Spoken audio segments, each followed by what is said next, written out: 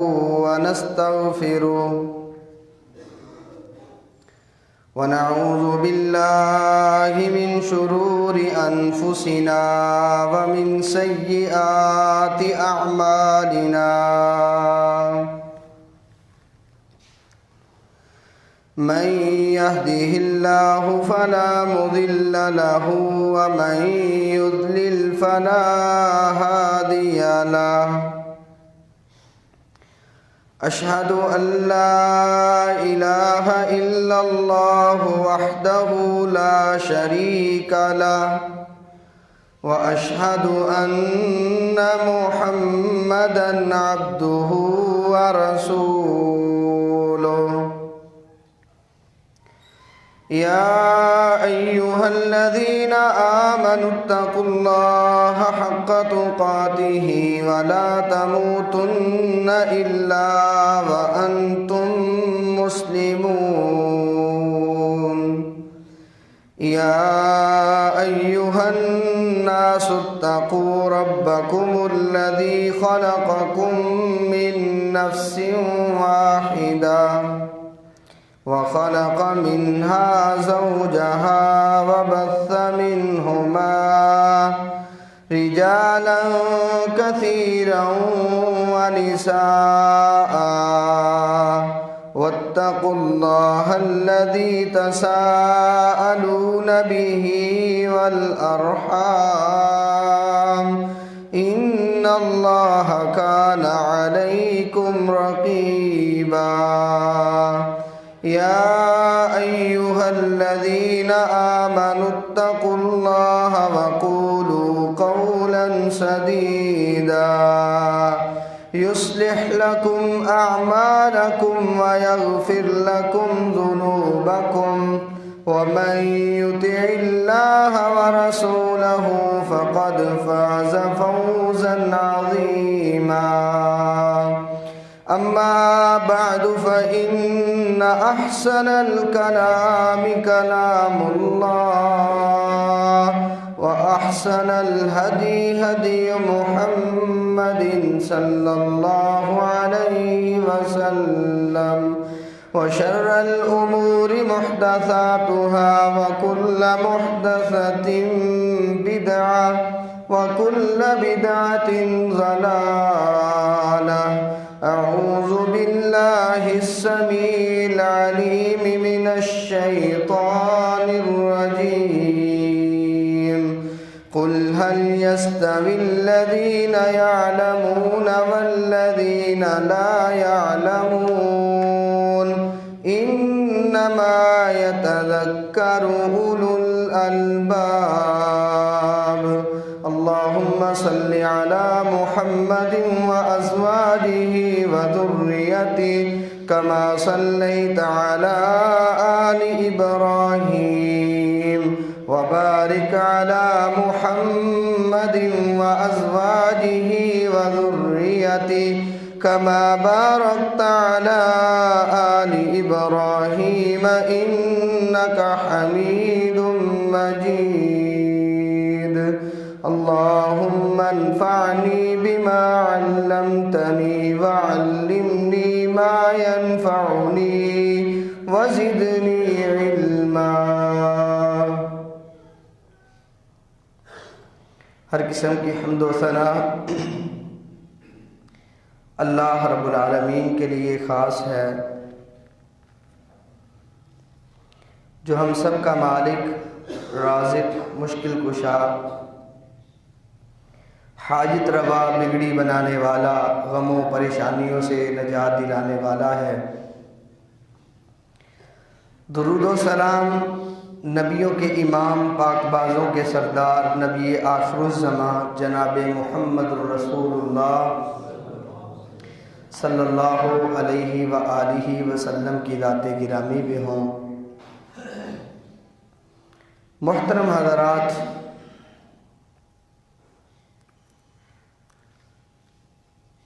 پچھلے خطبہ میں 3 چیزوں کا ذکر شروع کیا تھا کہ اگر کسی انسان کے اندر تین چیزیں آ جائیں تو اس کے سامنے قرآنی آیات ہوں، احادیث نبویہ ہوں، اس کے سامنے واعظ ہو، نصیحت ہو، تو اس آدمی کے دل میں، اس کے ذہن میں قرآن و حدیث بھی اثر نہیں کرتا۔ پچھلے خطبہ میں ایک برائی کا ذکر ہوا کہ جو آدمی اپنے والدین کی توہین کرتا ہے، اپنے والدین کا گستاخ ہے، تو اللہ رب العالمین اس آدمی سے توفیق چھین لیتے ہیں۔ دوسری چیز، علماء کی ناقدری کرنا، دین والوں کی توہین کرنا۔ ہمارے معاشرے کے اندر جو لوگ کوشش کرتے ہیں اسلام پر طعن کرنے کی، اسلام کو برا کر کے پیش کرنا چاہتے ہیں، وہ اسلام پر سیدھا سیدھا طعن نہیں کرتے۔ خطرہ ہوتا ہے اگر ہم نے اس طرح اسلام پر طعن کیا تو ہمارے خلاف کارروائی ہو سکتی ہے، عوام ہمیں کچھ بھی کہہ سکتی ہے، کوئی ہمیں جسمانی نقصان پہنچا سکتا ہے۔ تو ایسے لوگ، ایسے ملحدین اور ایسے اسلام دشمن لوگ علماء کے خلاف زبان چلاتے ہیں۔ مختلف ٹی وی چینلز ہیں، ان پر گفتگو کرتے ہیں، یا سوشل میڈیا کو استعمال کرتے ہیں، الیکٹرانک میڈیا ہے اس کا استعمال کرتے ہیں۔ مختلف قسم سے لوگ اسلام پر طعن کرتے ہیں، تو اسلام پر طعن کرنے کا ذریعہ علماء کو بناتے ہیں، نشانہ علماء کو بناتے ہیں۔ اس کے ساتھ وہ اپنے مقاصد پورے کرنے کی کوشش کرتے ہیں۔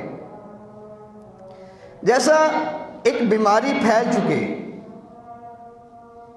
وائرس کوئی پھیل گیا ہے یا کوئی وبا پھیل گئی ہے، تو اس وبا کے دور میں اگر انسان ڈاکٹر کے علاوہ کسی اور طرف رجوع کرے تو انسان کا یہ عمل جان لیوا ثابت ہو سکتا ہے۔ یعنی ڈاکٹر کی بجائے کسی اور کے پاس چلا جائے، جسے نیم حکیم بھی کہتے ہیں، اور وہ نیم حکیم اس کے لیے جان کا خطرہ ثابت ہو سکتا ہے۔ اور اسی طرح فتنوں کے دور میں، الحاد کے دور میں، مختلف آزمائشوں کے دور میں اگر انسان علماء سے ناطہ توڑ کر مختلف لوگوں سے ناطہ جوڑ لے، مختلف سکالروں سے جوڑنا چاہے، یا معروف دانشوروں کے ساتھ اپنا ناطہ جوڑنے کی کوشش کرے، تو اس کا یہ عمل ایمان کو ختم کرنے کا باعث بھی بن سکتا ہے۔ علماء کرام یہ اللہ رب العالمین کے برگزیدہ لوگ ہوتے ہیں۔ اللہ رب العالمین جن کو چنتا ہے، اللہ رب العالمین اس آدمی کو اپنے دین کی سمجھ عطا کرتا ہے۔ ایک علم والا ہے، دینی علم رکھتا ہے، ایک دینی علم کو نہیں جانتا، ان کے درمیان برابری نہیں ہو سکتی۔ بعض لوگ یہ کہتے ہیں کہ فلاں تہجد گزار ہے اور دوسری طرف فلاں عالم ہے لیکن وہ تہجد نہیں پڑھتا۔ بتاؤ تہجد گزار افضل ہے یا عالم؟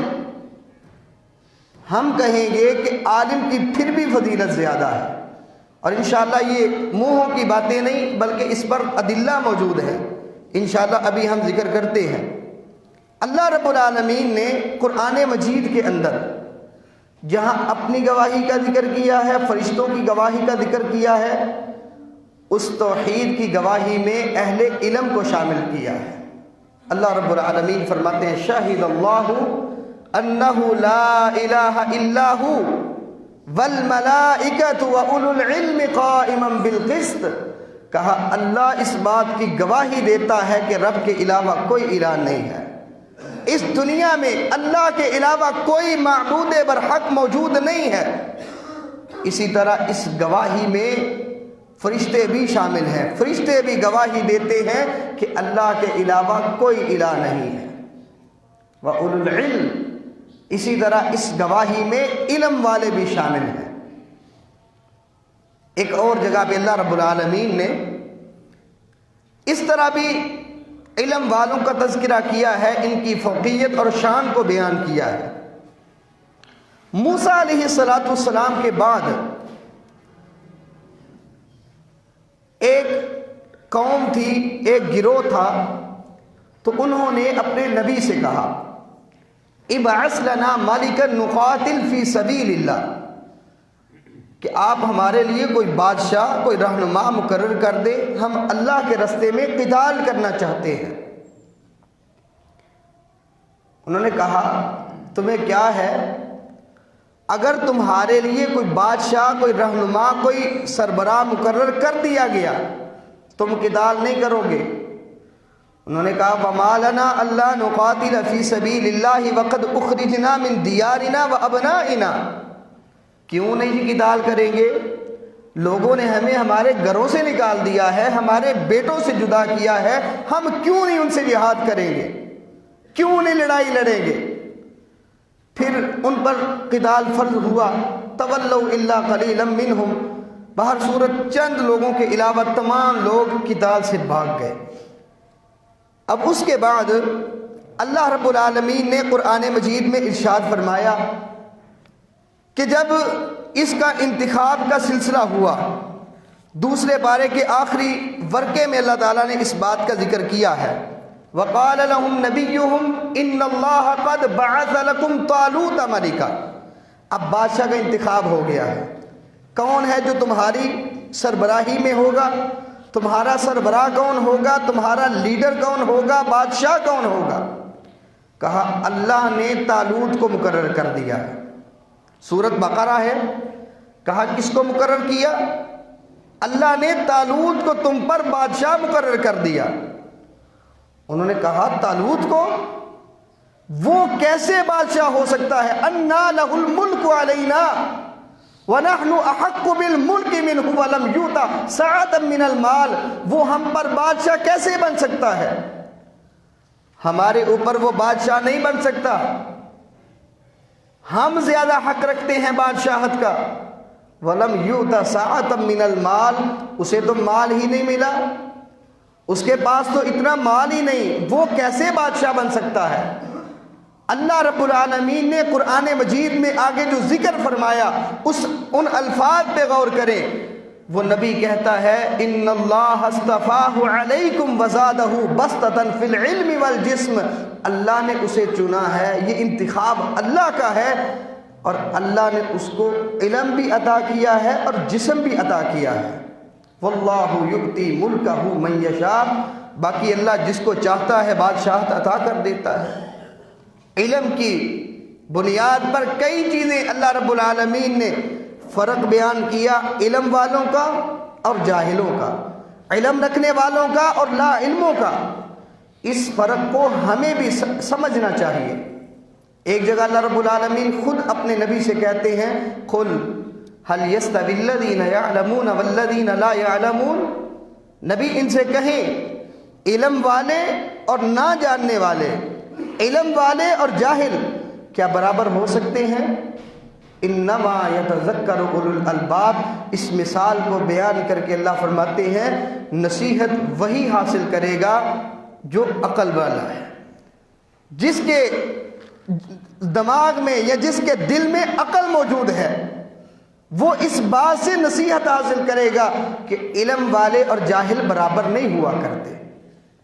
لوگ مال کو دیکھتے ہیں، پیسے کو دیکھیں گے، رنگ و نسل کو دیکھیں گے، حسب نسب کو دیکھیں گے، اللہ رب العالمین کے سامنے اس کی کوئی وقت نہیں ہے، کوئی معیار نہیں۔ اللہ رب العالمین عزت عطا فرماتا ہے تو علم کی بنیاد پر، جتنا کسی کا دین میں علم زیادہ ہوگا اللہ رب العالمین کے ہاں اس کا اتنا ہی مرتبہ زیادہ ہوگا۔ ایک کتا ہے قرآن مجید کے اندر، اس کی فضیلت کو بیان کیا گیا ہے۔ اب دیکھیں کتے، ساری جو کتے کی نسل ہے ہمارے ہاں بھی معیوب ہے، شرعی لحاظ سے بھی معیوب۔ کوئی عام کتا ہے، وہ کوئی شکار کرتا ہے، کسی کو پکڑ کے لاتا ہے، اس کو منہ میں ڈال لیتا ہے، اس طرح اگر وہ تمہارے پاس لے کے آتا ہے، آپ اس جانور کو، اس شکار کو نہیں کھا سکتے۔ لیکن اگر کوئی کلب معلم ہے جسے سکھایا گیا ہے، حالانکہ یہ کوئی دینی علم نہیں سکھایا گیا، لیکن اللہ رب العالمین نے قرآن مجید میں اسے بھی بیان کیا ہے، اگر کسی کو علم دیا گیا ہے، وہ کتا سدھارا ہوا ہے، وہ جا کے شکار کر کے لاتا ہے، تمہارے لیے شکار کرتا ہے، آپ اس کے شکار کو بھی کھا سکتے ہیں۔ یہ معیار، یہ فرق اللہ رب العالمین نے رکھا ہے۔ اور اللہ جسے چاہے، معاویہ رضی اللہ تعالی عنہ سے مروی حدیث ہے صحیح بخاری کے اندر، رسول اللہ صلی اللہ علیہ وسلم فرماتے ہیں من یرید اللہ بہ خیرا یفقہہ فی الدین، اللہ رب العالمین جس سے خیر کا ارادہ رکھتا ہے، اللہ چاہتے ہیں اس کو بھلائی میں دے دوں، اس کو خیر عطا کر دوں، اچھائی کا ارادہ جس سے اللہ فرماتے ہیں یفقہہ فی الدین، اللہ اس کو دین کی سمجھ عطا فرما دیتے ہیں، دین کی سمجھ، بول، فقاہت اللہ اس کو عطا کر دیتے ہیں، جس کے ساتھ اللہ کا خیر کا ارادہ ہوتا ہے۔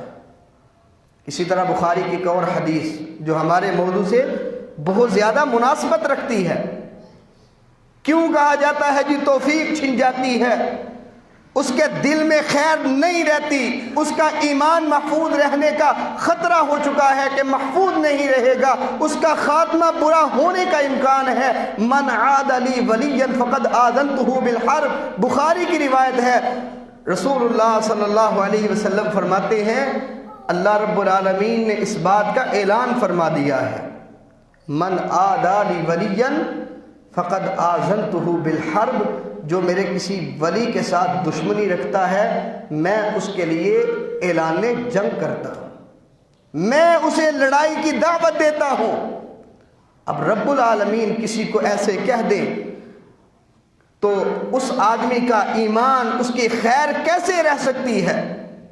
توفیق اللہ خود چھین لیتے ہیں۔ اگر کوئی علم والوں کی قدر نہیں کرتا، اللہ کی قسم تاریخ کا مطالعہ کر کے دیکھیں، جن لوگوں نے علماء سے بغض رکھا ہے وہ لوگ ہدایت سے ہٹے ہیں، جو علماء سے بغض رکھتے ہیں وہ آدمی ہدایت کے رستے پہ چل نہیں سکتے، بلکہ بد عقیدہ ہو کر دنیا سے رخصت ہو جاتے ہیں۔ اسی طرح رسول اللہ صلی اللہ علیہ وسلم کو قرآن مجید کے اندر یا دوسری وحی کے مطابق کبھی بھی اللہ رب العالمین نے کسی چیز کے اضافے کا نہیں کہا کہ نبی مجھ سے فلاں چیز کا اضافہ مانگے، فلاں چیز کے لیے آپ دعا کیجئے۔ کسی چیز کا اضافہ، کسی چیز کی زیادتی، بڑھوتی کا سوال کرنے کا اللہ نے نہیں کہا۔ اگر کہا ہے تو علم کے بارے میں کہا، فرمایا وَقُلْ رَبِّ زِدْنِي عِلْمًا، اے نبی تو بھی کہہ اے میرے رب میرے علم میں اضافہ فرما دے۔ اور اسی لیے نبی کریم صلی اللہ علیہ وسلم دعا کیا کرتے تھے اللہم انی اسألک علما نافعا، اللہ میں تجھ سے نفع مند علم کا سوال کرتا۔ اور اگر کسی کو دعا دیتے حضرت رسول اللہ صلی اللہ علیہ وسلم تو وہ بھی کیا دعا دی ہے، بخاری اٹھائیں، عبداللہ ابن عباس رضی اللہ تعالی عنہما نبی پاک کی خدمت کرتے ہیں، عبداللہ ابن عباس کو نبی پاک اپنے سینے سے لگاتے ہیں محبت اور پیار کے ساتھ دعا کیا کرتے ہیں اللہم علمہ الکتاب اللہم فقہہ فی الدین، اللہ اس کو کتاب کی تعلیم دے دے، اللہ اس کو دین کی سمجھ عطا کر دے۔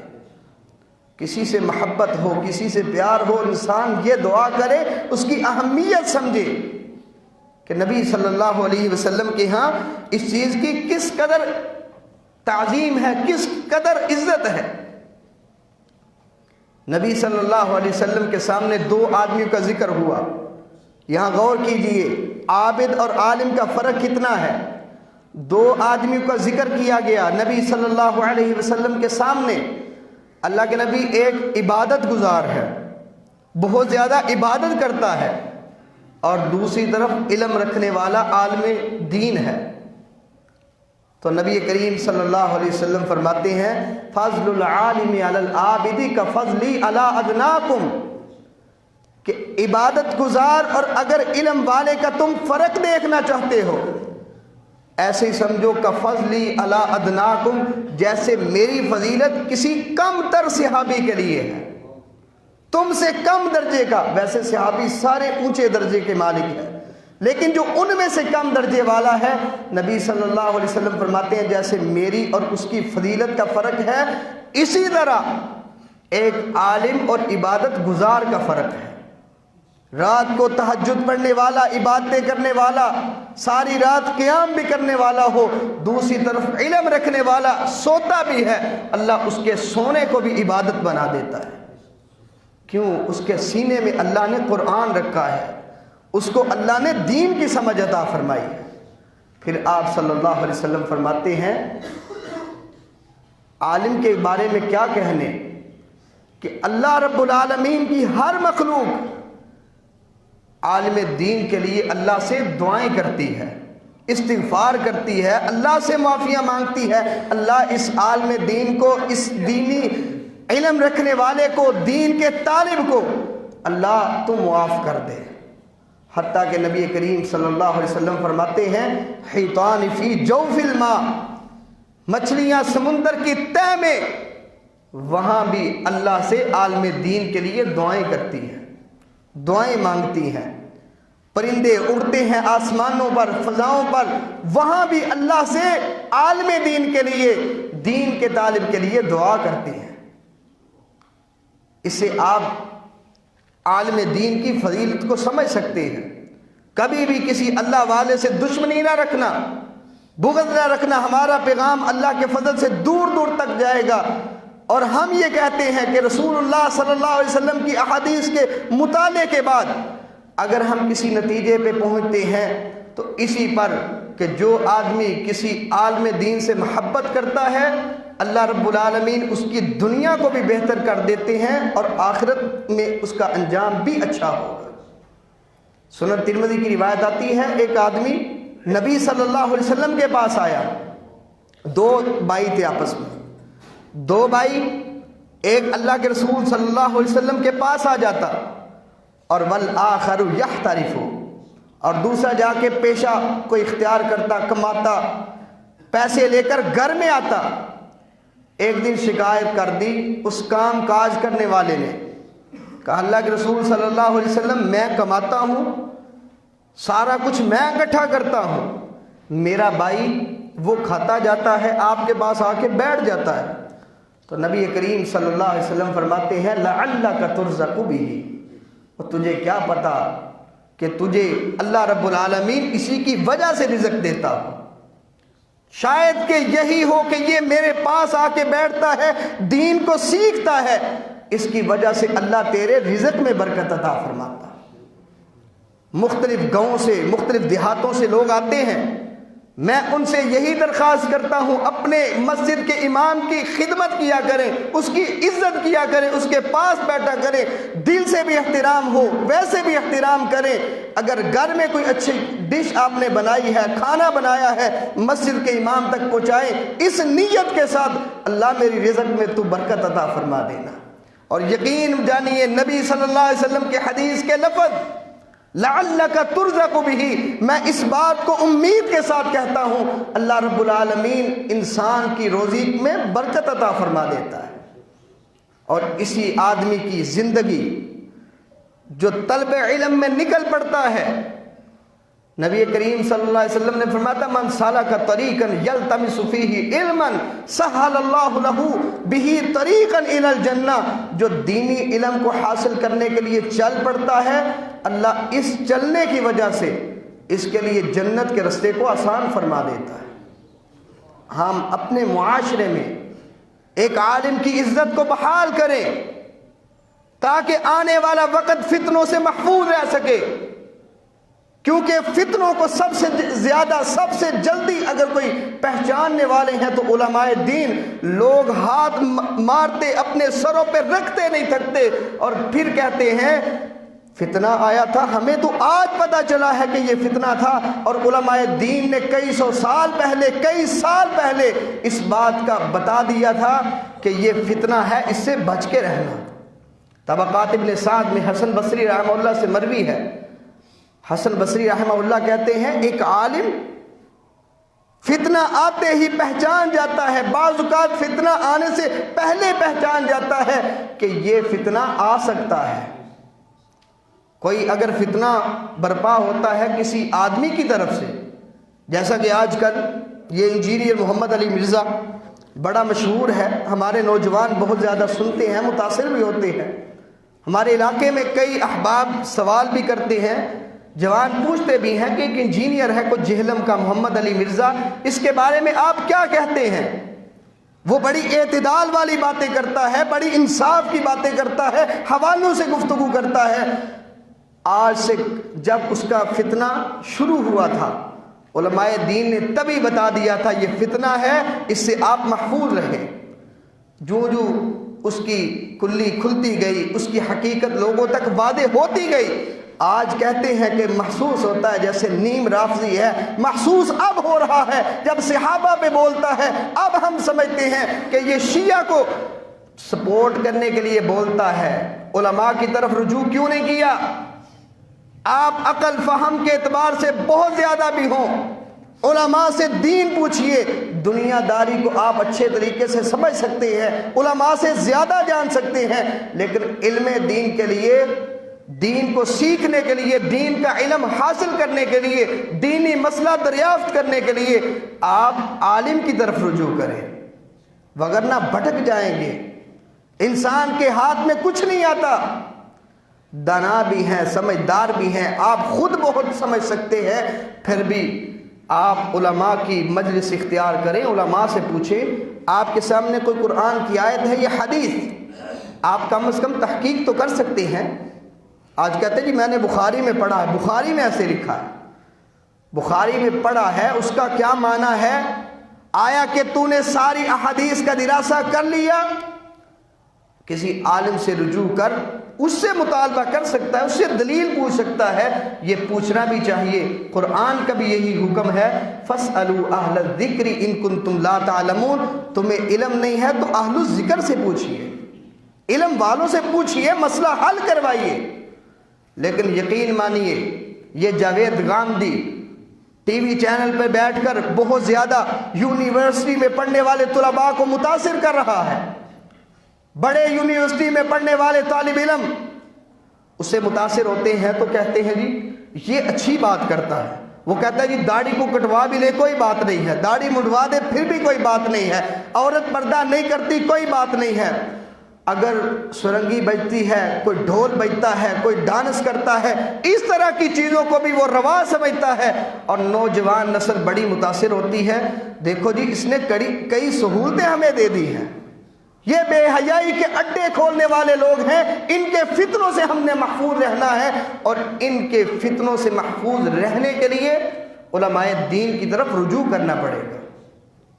اور یہ بھی یاد رکھیں، آپ اگر اب خود احترام رکھیں گے تو انشاءاللہ آپ اپنی اولاد کو دین کی طرف ضرور لے کر آئیں گے. یہ نہیں میں کہتا تمام بچوں کو مدرسوں میں داخل کروا دیں، آپ دیگر شعبہ ہائے زندگی میں ان کو ڈال سکتے ہیں، ان میں آپ ان کو جانے دیں، لیکن کم از کم بنیادی تعلیمات، اسلام کی بنیادی چیزیں ان تک پہنچنی چاہیے. انہیں پتہ ہونا چاہیے کہ دین اسلام کی بنیادی چیزیں کیا ہیں، شریعت کا ہم سے کیا مطالبہ ہے. بوڑھے ہو جاتے ہیں، بہت زیادہ عمریں ہو جاتی ہیں، دین اسلام کی بنیادی باتوں کا بھی پتہ نہیں ہوتا. اور کچھ افسوس کی بات یہ ہے، جیسا کہ نبی کریم صلی اللہ علیہ وسلم نے فرمایا تھا ان من اشراط الساعۃ ان یقل العلم ویظہر الجہل، کہا قیامت کی نشانیوں میں سے یہ نشانی ہے کہ علم کم ہو جائے گا اور جہالت بہت زیادہ ہو جائے گی. آپ صلی اللہ علیہ وسلم نے فرمایا وقت آنے والا ہے لوگ دیکھیں گے علماء دین نظر نہیں آئیں گے. وہ علماء ربانیین بہت زیادہ ہم سے رخصت ہو رہے ہیں. اور جو سال گزرا ہے 2020 والا، ہمارے بہت زیادہ شیوخ الحدیث اس سال میں فوت ہوئے ہیں جو کبار علماء تھے. نبی کریم صلی اللہ علیہ وسلم نے فرمایا ایک وقت آنے والا ہے، لوگ ڈھونڈیں گے، لوگ دیکھیں گے، کوئی عالم دین ملے ہم اپنا مسئلہ حل کروائیں. کہا لیکن جب وہ آئیں گے علماء دین کو نہیں پائیں گے. کچھ لوگ اتخذ الناس رؤوسا جہالا، بعض جاہلوں کو اپنا لیڈر اور بڑا مان لیں گے، کہیں گے یہ بہت بڑا دانشور ہے، پھر ان سے سوال کریں گے. فَضَلُّوا وَأَضَلُّوا، نبی صلی اللہ علیہ وسلم فرماتے ہیں جن سے وہ پوچھیں گے وہ خود بھی گمراہ ہوں گے اور لوگوں کو بھی گمراہ کریں گے. کل وانڈو سے واپسی پر ایک آدمی میرے ساتھ بیٹھ گیا، بات چیت ہونے لگی. اس نے پوچھا جی آپ کہاں جانا چاہتے ہیں؟ میں نے کہا میں قلعہ کالر والا جا رہا ہوں. بات چیت ہوئی جی آپ کا مسلک کون سے مسلک سے تعلق ہے؟ میں نے کہا میں اہل حدیث ہوں. وہ آگے سے کہتا ہے آپ کی ذات کون سی ہے؟ میں نے بتایا میں سید ہوں. کہتا ہے سید اور اہل حدیث؟ باہر صورت بات ہوتے ہوتے اس نے کہا جی آپ سے میں ایک سوال کرتا ہوں. میں نے کہا جی کیجئے. کہتا ہے کتنے صحیفے ہیں؟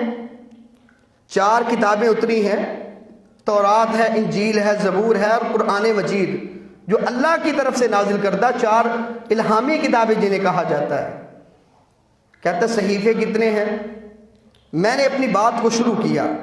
میں نے کہا اصل میں آپ کو سمجھانا. وہ آگے سے کہتا ہے آپ یہ بتائیں صحیفوں کی تعداد کتنی ہے؟ پھر خود ہی کہتا ہے میں آپ کو بتاتا ہوں، آپ اس میں سے ایک بتا دیں کہ صحیفوں کی تعداد کتنی ہے.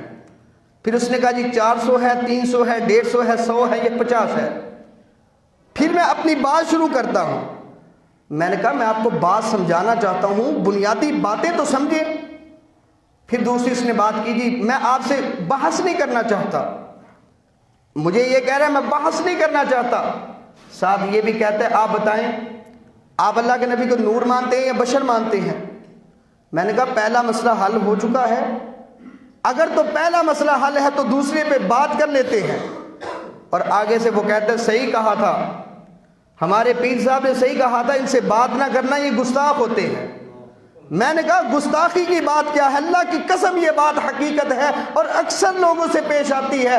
لوگ کہتے ہیں جی یہ گستاخ ہوتے ہیں، رسول اللہ کو نہیں مانتے، یہ نبی پاک کو بڑے بھائی کی طرح سمجھتے ہیں. حقیقت میں جب کوئی قریب آتا ہے، کوئی پوچھتا ہے، مسئلے حل کرتا ہے، اس کے لیے واضح ہو جائے گا یہ اللہ کے نبی کو مانتے ہیں یا نہیں، گستاخی کرتے ہیں کہ نہیں کرتے، اپنے بڑے بھائی کی طرح سمجھتے ہیں یا نبی پاک کا مقام اور سمجھتے ہیں. جب تک دوریاں رہیں گی، تحقیق نہیں ہوگی، علماء دین کے بارے میں دلوں میں نفرت بھر دی گئی ہے. پیر لوگ جو کہتے ہیں، میں نے پہلے کہا حدیث میں آتا ہے من عاد لی ولیا فقد آذنتہ بالحرب، جو ولی سے دشمنی رکھتا ہے اللہ رب العالمین اس کے لیے اعلان جنگ کرتا ہے. لیکن کچھ لوگ روزی روٹی کو بڑھانے کے لیے اپنا آستانہ اور دیگر ڈیرے بنائے ہوئے ہیں، لوگوں کو اپنے پاس بٹھاتے ہیں اور ساتھ کہتے ہیں آپ نے جی فلاں کے پاس نہیں جانا. حتیٰ کہ یہ بھی کہا جاتا ہے جی آپ قرآن مجید کا ترجمہ نہیں پڑھیں گے، آپ بخاری کا ترجمہ نہیں پڑھیں گے، بخاری اپنے گھر میں نہیں لائیں گے، یہ اٹھا لیں فلاں کتاب اٹھائیں ہماری لکھی ہوئی ہے یہ پڑھ لیں. بھائیو بڑی افسوس کی بات ہے، قیامت بہت زیادہ قریب آ چکی ہے. اشراط الساعہ، قیامت کی جو نشانیاں محمد رسول اللہ صلی اللہ علیہ وسلم نے بیان فرمائی تھی وہ عین قریب محسوس ہو رہی ہے، جیسا قیامت زیادہ دور نہیں رہی. لیکن افسوس کی بات ہے مسلمان کہلوانے کے باوجود ہم دین سے بہت زیادہ دور ہیں، جہالت میں پڑے ہوئے. اب جو دور آ چکا ہے انٹرنیٹ کا دور ہے اور سوشل میڈیا کا دور ہے، اب تو تحقیق کرنا اور آسان ہو چکا ہے. تب کی بات یاد آتی ہے، محدثین کا دور یاد آتا ہے، تو اللہ کی قسم ہمارے دل اس پریشانی میں یعنی لگ جاتے ہیں، اس بات کی طرف جاتے ہیں کہ وہ لوگ تھے ہماری طرح کے انسان تھے اور سالوں کے سفر کرتے تھے، مہینوں کے سفر کرتے تھے ایک ایک حدیث کے لیے، اور آج ہم مسلمان ہیں کہ ہم اس کے بارے میں توجہ نہیں دیتے۔ اور دعا کیا کریں علماء دین کے لیے، اپنی مسجد کے امام کے لیے، علماء دین کے لیے اللہ سے دعا کیا کریں اللہ علماء دین کو استقامت دے۔